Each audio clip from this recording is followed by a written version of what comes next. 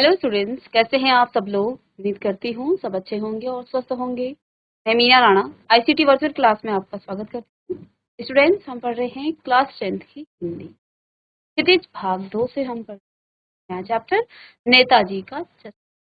ये चैप्टर लिखा है स्वयं प्रकाश, ये आपकी गद्य विधा में लिखी। तो देखिए, नेताजी का चश्मा इस चैप्टर को पढ़ने से पहले स्वयं प्रकाश परिचय। तो देखिए, इनका जन्म हुआ था इंदौर, मध्य प्रदेश। मैकेनिकल इंजीनियर की पढ़ाई करने के बाद एक औद्योगिक प्रतिष्ठान में नौकरी करने वाले स्वयं प्रकाश का बचपन और का बड़ा हिस्सा राजस्थान में बीता। ये वसुधा पत्रिका के संपादन से जुड़े। 8वें दशक में उभरे स्वयं प्रकाश आज जो है समकालीन कहानी के महत्वपूर्ण हस्ताक्षर हैं। उनके 13वीं कहानी संग्रह प्रकाशित हो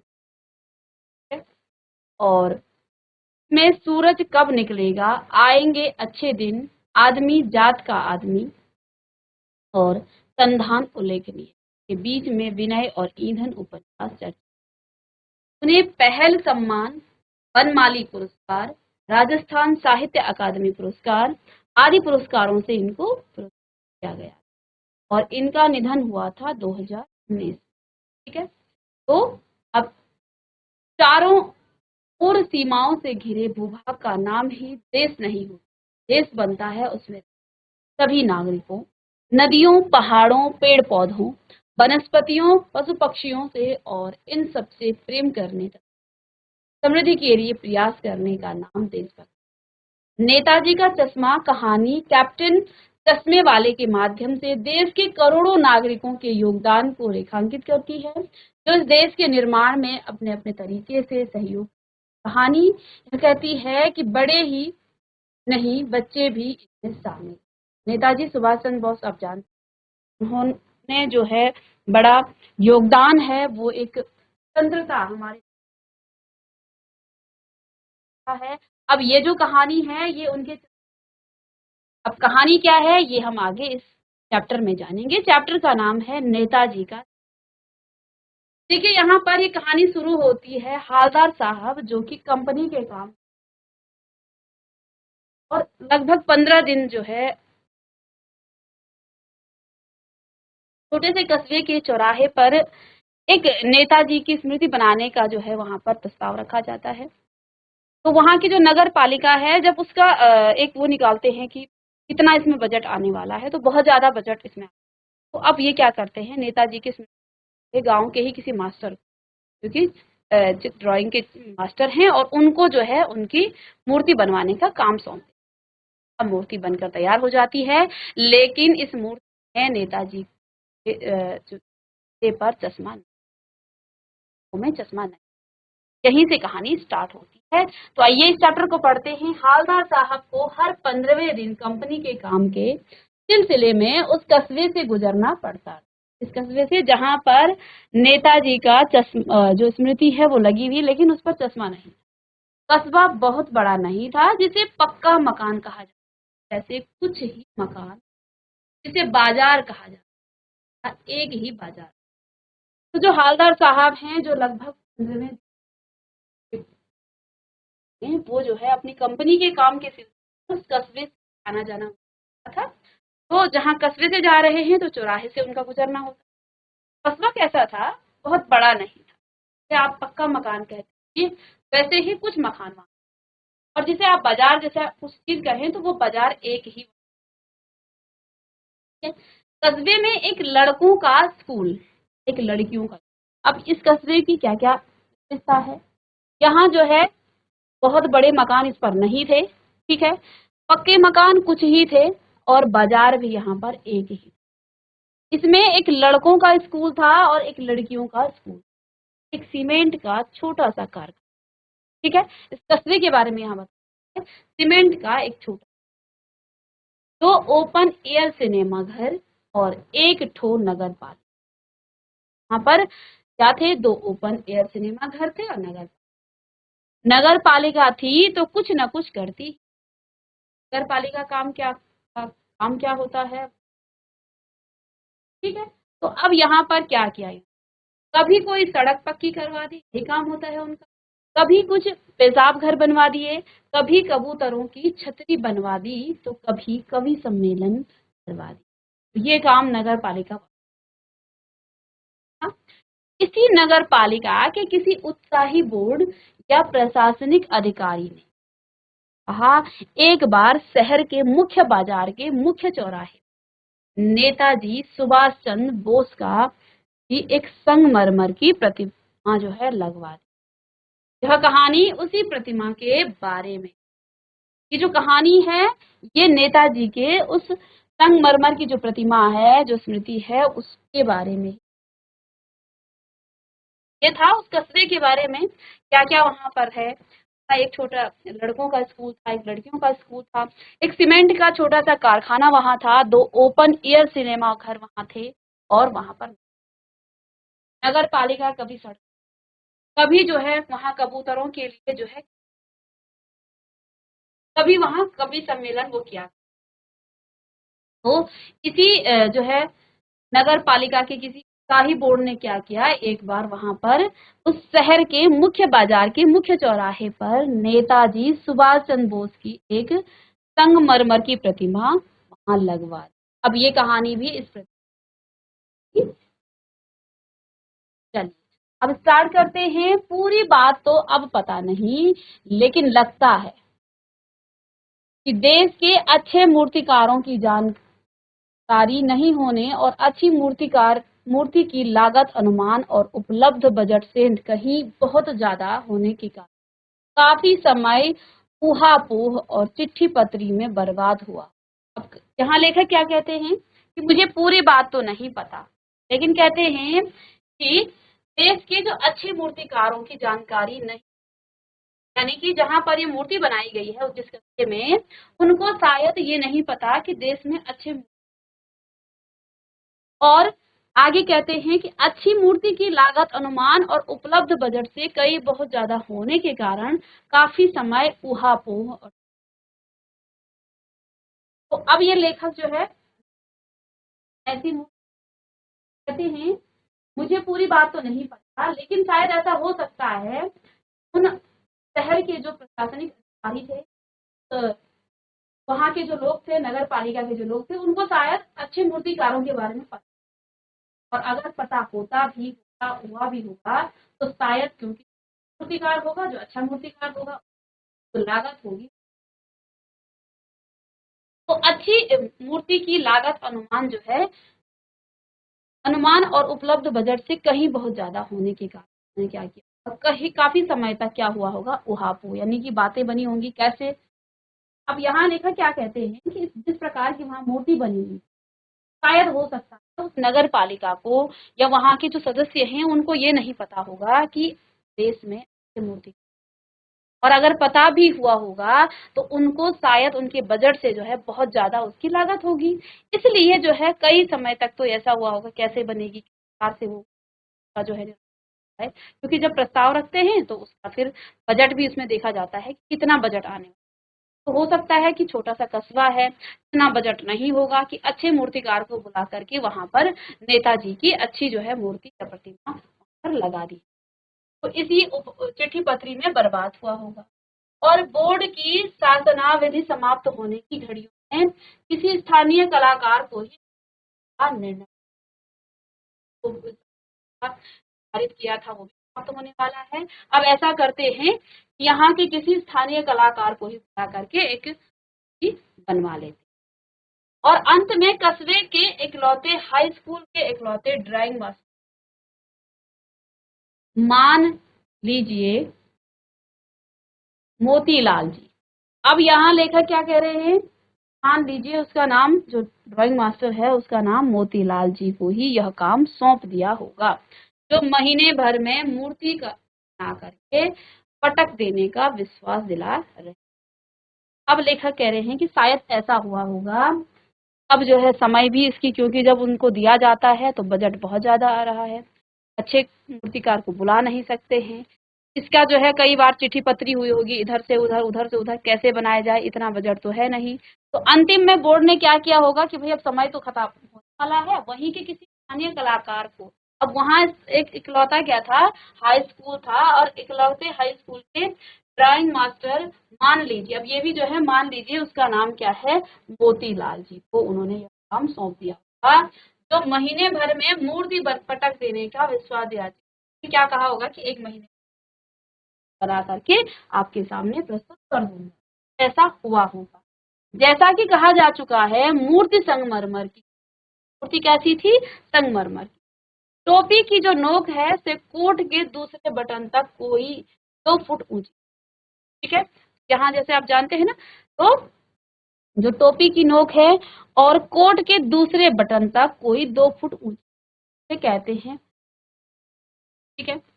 और सुंदर थी, नेताजी की जो मूर्ति थी वो सुंदर भी थी, नेताजी सुंदर लग रहे, कुछ कुछ मालूम और कमसिन, मासूम और कम। नेताजी उनकी बनाई गई थी, लग रहे थे और कुछ कमसिन लग, फौजी वर्दी में थे। मूर्ति को देखते ही दिल्ली चलो और तुम मुझे खून दो वगैरह याद आने, मूर्ति को देख करके सीधे लगता था कि हाँ ये नेताजी की हाँ है, और उस मूर्ति को देख करके ऐसा लगता था कि तुम मुझे नेताजी के तो और साथ में दिल्ली चलो वगैरह याद आने। इस दृष्टि से यह सफल और सरा, इस दृष्टि से तो ये जो है सफल था, यानी मूर्ति अच्छी थी, सुंदर थी, मासूम लग रहे थे, और ये जो है प्रशंसा के योग्य थी ये मूर्ति, ठीक है। इस दृष्टि से केवल एक चीज की कसर, अब देखो इस मूर्ति में, इस प्रतिमा में एक चीज की कसर थी। कसर क्या थी, तो देखते ही खटकती, नेताजी आंखों पर चश्मा नहीं, यानी चश्मा तो था लेकिन संगमरमर का नहीं, एक सामान्य और सचमुच की चश्मे का चौड़ा काला फ्रेम जो है मूर्ति को पहना। तो अब देखिए यहाँ पर क्या हुआ, मूर्ति जो है बहुत जल्दी बनी होगी, क्योंकि ऐसा ही कुछ उनको लग रहा था। उन्होंने कहा कि मूर्ति बहुत अच्छी थी, तो देख करके नेताजी के नारे हैं वो याद आने, लेकिन इस मूर्ति में कमी थी कि नेताजी के आंखों में चश्मा नहीं, चश्मा तो था लेकिन वो रियल वाला था, ओरिजिनल चश्मा था, जैसे कि मूर्ति बनी थी संगमरमर का वो चश्मा उसमें नहीं था, ठीक है। और देखो चश्मा भी कैसा था, यानी चश्मा था लेकिन संगमरमर का नहीं था, एक सामान्य और सचमुच का, और चश्मे का जो चौड़ा काला फ्रेम मूर्ति को पहना। हालदार साहब जब पहली बार इस कस्बे से गुजरे और चौराहे पर पान खाने रुके, तभी उन्होंने इसे लक्षित किया, यानी उसे देखा और उसको उन्होंने जो है वो भी किया कि ये देखो इसमें तो संगमरमर का चश्मा है ही नहीं, इस पर तो ओरिजिनल चश्मा लगा है, वो भी काला और चौड़ा फ्रेम, ठीक है। उनके चेहरे पर एक जो है कौतुक भरी मुस्कान फैल गई। तो जब उन्होंने उस मूर्ति को देखा, उस मूर्ति को देखा, उस प्रतिमा को देखा, तो एक कौतुक भरी मुस्कान उनकी पर के हालदार साहब, वाह भाई, यह आइडिया भी ठीक की, लेकिन चश्मा रेयर, से देख करके उनके मुख पर एक कौतूहल भरी मुस्कान फैल गई थी, और उन्होंने क्या कहा, वाह भाई, आइडिया भी ठीक है, मूर्ति पत्थर की लेकिन चश्मा रियल, ठीक है। आगे देखिए, जीप कस्बा छोड़कर आगे बढ़, अब वो उस चौराहे पर पान खाने गए, अब उनकी वो उस कस्बे से आगे, तब भी हालदार साहब उसकी सोचते रहे, और अंत में इस निष्कर्ष पर पहुंचे कि कुल मिलाकर कस्बे के नागरिकों का यह प्रयास सराहनीय ही कहा जाना चाहिए। महत्व मूर्ति के रंग रूप कद का नहीं, उस भावना का है, वरंतु जिस मजाक की चीज होती। अब जब हालदार साहब ने ये चीज देखा कि यहाँ पर मूर्ति बनी है किसकी, संगमरमर की, लेकिन इसमें चश्मा लगा है ओरिजिनल, तो पहले तो उन पर फैल गई, फिर उन्होंने ये भी कह डाला, वाह भाई क्या आइडिया है, मूर्ति पत्थर की और चश्मा रियल का।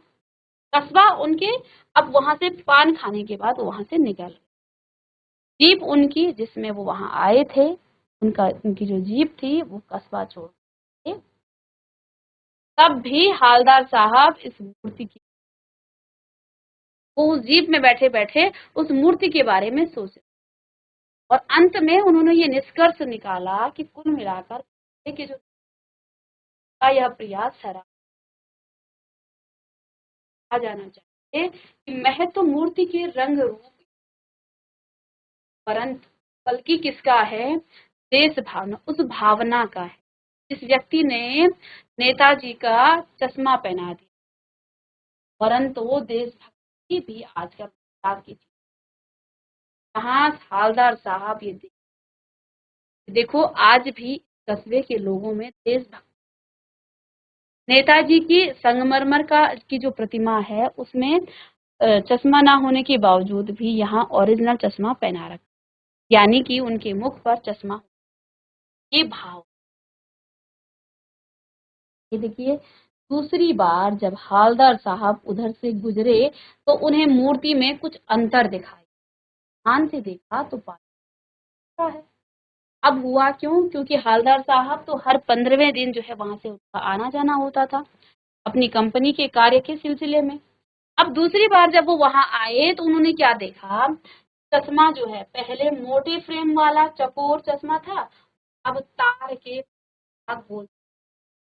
ने क्या कहा, पहले तो मोटे फ्रेम वाला था, गोल था, चकोर था, लेकिन अब जो है तार के फ्रेम वाला गोल चश्मा। पहले तो चकोर था, अब गोल चश्मा, चकोर था और अब इसको गोल चश्मा पहना दिया। हालदार साहब का कौतुक और बढ़ा, के मन में जिज्ञासा होने लग गई, ये जो है कोई काम कौन कर रहा है। वाह भाई, क्या आइडिया है। मूर्ति कपड़े नहीं बदल सकता है, लेकिन वो बदल ही। अब जो है फिर जैसे ही वो चौराहे पर रुकते, उनकी जो निगाह है वो उस मूर्ति, उस प्रतिमा के तरफ चला जाता। अब क्या देखते हैं, पहले तो चकोर और काला चश्मा था, अब वो देखते हैं कि बारीक तार वाला फ्रेम है और साथ में गोल चश्मा है। तो अब इसे देख करके उन्होंने कहा, वाह भाई, क्या है, नहीं बदल सकते लेकिन चश्मा बदल। अब तीसरी बार जब वो फिर नया चश्मा, तो जितनी बार आ रहे थे उतनी बार उस मूर्ति को जो है नया चश्मा पहनाया जा रहा। हवलदार साहब की आदत पड़ गई, हर बार कस्बे से गुजरते समय चौराहे पर पान खाना और मूर्ति को ध्यान से देखना। अब हवलदार साहब जितनी बार वहां आते तो वो क्या देखते, उस मूर्ति पर हर बार एक नया चश्मा होता, तो वो वहां जरूर रुकते, वहां पर पान खाते और मूर्ति को ध्यान से देखते। एक बार जब कौतूहल दुर्दमनीय हो उठा तो पान वाले से, अब उनके मन में जो है बहुत ज्यादा संघर्ष वो चल रहा था, तो कि ये होकर कौन रहा है, हर बार जो है कौन को पहना। अब जो है उन्होंने पान वाले से पूछा, क्यों भाई, क्या बात है, यह तुम्हारे नेताजी का चश्मा हर बार बदल कैसे। अब जो है उनके मन में जो प्रश्न चल रहे थे, जिज्ञासा हुई कि यार मैं पूछूं कौन है जो हर बार इस मूर्ति को जो है। अब जो है उन्होंने उस पान वाले से ही पूछा। पान वाले के खुद के मुंह में पान ठुसा हुआ था। अब जो पान वाला था वो पान खुद भी खा रहा था, उसके मुख पर पान ठुसा हुआ था। वह एक काला मोटा और खुश मिजाज आदमी वाला था। वो कैसा है, काला है, मोटा है। हवलदार साहब का प्रश्न सुनकर वह आंखों ही आंखों में हंस, उसकी तोंद थिरकी। अब वो हंसा तो उसकी काफी लंबी तोंद, बड़ी तोंद आई थी, तो जब वो हंसा तो उसकी तोंद जो है थिरकी, यानी वो भी हिली। ठीक है, और पीछे घूमकर उसने दुकान के नीचे पान थूका और अपनी लाल काली बत्ती सी दिखाकर, कैप्टन चश्मे वाला करता। अब जब हवलदार साहब ने पान वाले से ही पूछ लिया, कौन करता है, हर बार जितनी बार भी मैं आता हूँ इस मूर्ति पर अलग अलग जो है टाइप के मैं चश्मे पहने देखता हूँ। अब पान वाले ने जो है वो हंसा और उसने पान थूका और फिर चश्मा। ठीक है, तो अब जो है क्या करता है हवलदार साहब, कुछ समझ नहीं पाए। उन्होंने क्या कहा, क्या करता है, तो हवलदार साहब समझ नहीं पाए कि ये कैप्टन कौन है। चश्मा चेंज कर देता है, पान वाले ने समझाया। क्या करता है, उसने कहा चश्मा चेंज कर। क्या मतलब, हवलदार साहब ने कहा क्या मतलब, क्यों चेंज कर देता है हवलदार साहब? अब भी नहीं। हवलदार साहब को पूछा पान वाले से कि क्या करता है, तो कहा हवलदार साहब कुछ समझ नहीं, चश्मा चेंज कर देते। हवलदार साहब ने कहा कि क्या करता है? जब उसने कहा कि कैप्टन चश्मे वाला करता है, क्या करता है? हवलदार साहब नहीं समझ पाए, फिर चश्मा चेंज करता है, कर देता है। पान वाले ने समझा क्या मतलब, क्यों चेंज कर देता है? हवलदार साहब अब भी नहीं समझ पाए। कोई गिराक आ गया समझो, तो चौड़ी चौखट चाहिए। अब जो है पान वाला समझा कि जो ये कैप्टन पान वाला है ये क्या करता है, जैसे इसके पास वो एक चश्मे वाला है। अब वो क्या करता है कि कोई ग्राहक उसके पास आ गया, कोई कस्टमर उसके पास आ जाता है, तो वो उसको जो है चौड़ा फ्रेम वाला चश्मा चाहिए। अब इससे जो है, अब चौड़ा फ्रेम वाला उन्होंने किसको, नेताजी को पहनाया है, तो वो जो कैप्टन है वो वहां से निकाल करके वो ग्राहक को भेज देता और दूसरा चश्मा वहां पहना। अब वो समझा रहे कोई ग्राहक गिराक आ गया समझो, तो चौड़े चौखट चाहिए, तो कैप्टन किधर से लाएगा? तो उसको मूर्ति वाला दे दिया, उधर दूसरा बिठा दिया। अब वो पान वाला बता रहा है कोई ग्राहक आता है तो चौड़े फ्रेम वाला चाहिए, तो वो कहाँ से लाएगा? नेताजी पर चौड़े फ्रेम वाला चश्मा है तो वहां से निकाल देगा और वहां पर दूसरा बिठा देगा, यानी कि दूसरा बना देगा नेताजी को चश्मा। अब हवलदार साहब को बात कुछ कुछ समझ में आ, एक चश्मे वाला है, अब हवलदार साहब को समझ वाला है जिसका नाम कैप्टन है, नेताजी की बगैर चश्मे वाली की बुरी लग। ठीक है, अब वो समझे कोई चश्मा वाला ऐसा है, इसका है, लेकिन वो है पिताजी की ये जो बिना चश्मे वाली फोटो है या है वो उसे है, बल्कि वो आहत कर, मानो चश्मे के बगैर नेताजी की भाव को, उसकी भावनाओं को समझ रहे हैं। कहते हैं मानो नेताजी को असुविधा हो रही हो, जैसे हमें जो है, जो हमें जिसको कम दिखता है तो बिना चश्मे तो उनको असुविधा, तो इस भाव से वो पहना रहा था कि मानो नेताजी को असुविधा हो रही हो, इसलिए वो जो है हर बार एक नया चश्मा को पहना। इसलिए वह आदमी छोटी सी दुकान में उपलब्ध गिने चुने फ्रेमों में से एक नेताजी की मूर्ति पर फिट कर देता। लेकिन जब कोई ग्राहक आता है और उसे वैसे ही फ्रेम की दरकार होती जैसी मूर्ति पर लगा है, तो निकाल करके उनको, ठीक है, चश्मे वाला मूर्ति पर लगाकर फ्रेम जो है संभवतः नेताजी क्षमा मांगते हुए लाकर,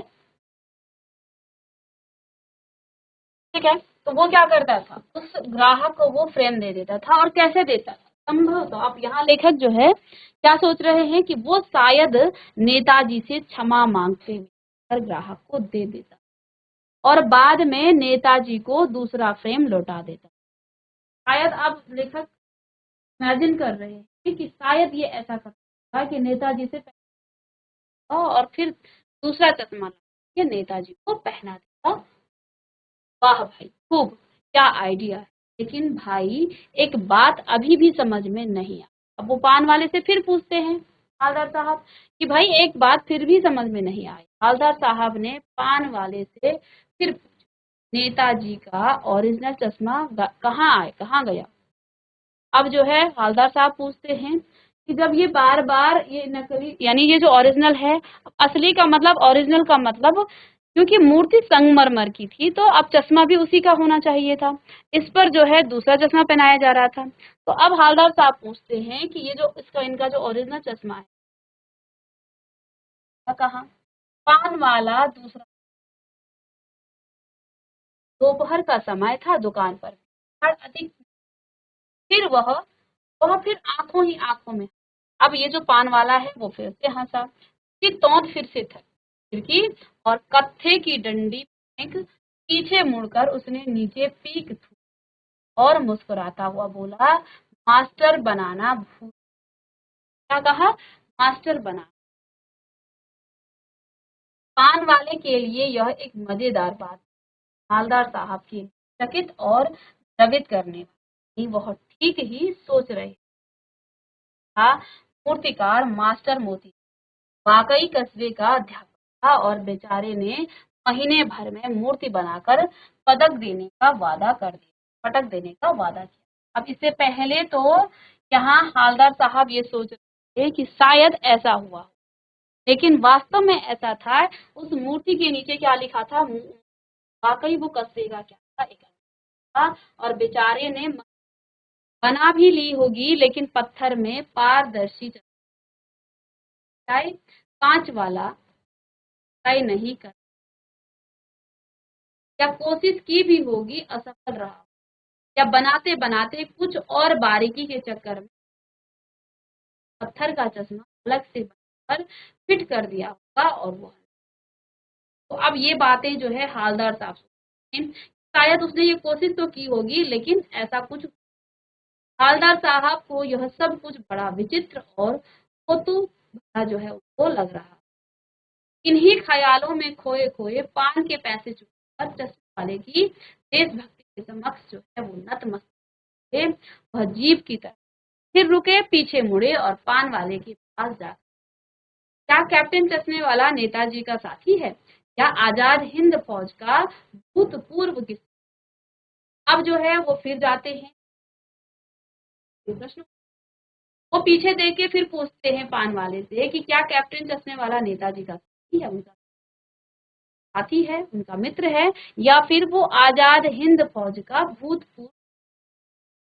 पान वाला नया पान फिर पान पकड़े अपने हाथ को मुंह में 1.5 इंच दूर रोककर उसने हालदार साहब को ध्यान से देखा, फिर अपनी लाल लाल काली बत्ती सी दिखाई और कर, नहीं साहब, वो लंगड़ा क्या जाएगा फौज, पागल है पागल, तो देखो वो आ रहा है, आप उसी से बात कर, फोटो वोटो दो उसकी।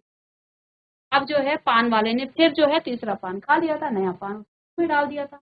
फिर जब उस हालदार साहब ने पूछा कि ये जो है नेताजी का सैनिक है, तो फिर पान वाले ने क्या कहा, पान वाले ने जो है अपने मुंह में वो पान ठूस दिया था। तो हालदार साहब फिर उसने जो है जब उससे पूछा, क्या पूछा, पान वाला जो है नया पान खा रहा, तब उसने क्या कहा कि नहीं, वो लंगड़ा है, वो क्या जाएगा, पागल है पागल, देखो वो देखो वो आ रहा, आप उसी से बात कर, तो वोटो खिंचवा।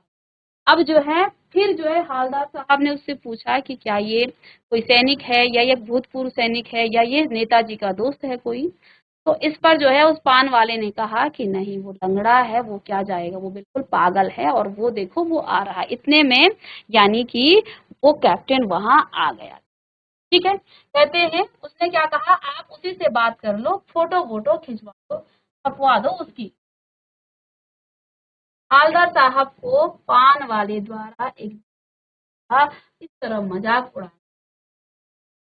हालदार साहब उसकी भावनाओं को समझते, का जो है नेताजी के प्रति कितना प्यार है, वो एक देशभक्त के लिए कितना जो है क्या भावनाएं उसकी, वो सब समझ रहे थे। लेकिन यहाँ पान वाला जो है उसका मजाक उड़ा, तो वो अच्छा नहीं। उड़कर देखा, अवाक रहे, बेहद बूढ़ा मरियल सा लंगड़ा आदमी, सिर पर गांधी टोपी और आंखों पर काला चश्मा लगाए, एक हाथ में एक छोटी सी संदूकची और दूसरे हाथ में एक बांस पर टंगे बहुत से चश्मे लिए अभी अभी जो है एक गली से निकला। अब जो है जब उस कैप्टन को वो देखा, आश्चर्यचकित, कैसा उसका हुलिया था, एक बेहद मरियल सा लंगड़ा आदमी, सिर पर उसने गांधी टोपी, आंखों पर एक हाथ में संदूक थी और दूसरे हाथ में एक बांस पर टंगे जो है बहुत, अभी अभी एक गली से वो निकला और अब एक बंद दुकान के सहारे अपना उसने टिका रखा था। और इस बेचारे की दुकान भी, हालदार साहब चक्कर में पड़, इतना चाहते थे कैप्टन क्यों कहते, क्या यही इसका वास्तविक नाम? पान वाले ने साफ बता दिया। अब वह इस बारे में और बात कर, ड्राइवर भी बेचैन हो रहा था, काम भी जो था, हालदार साहब जी। अब जो है जब हालदार साहब इस कैप्टन को देखते, तो उसका हुलिया देखते हैं और ना तो उसकी दुकान थी, वो जो है एक बूढ़ा मरियल आदमी, लंगड़ा था और ये फेरी लगा था। वो पूछना चाहते थे बहुत कुछ लेकिन पान वाले ने साफ मना कर दिया था कि अब आगे की जो ये कहानी है इसको हम थैंक यू।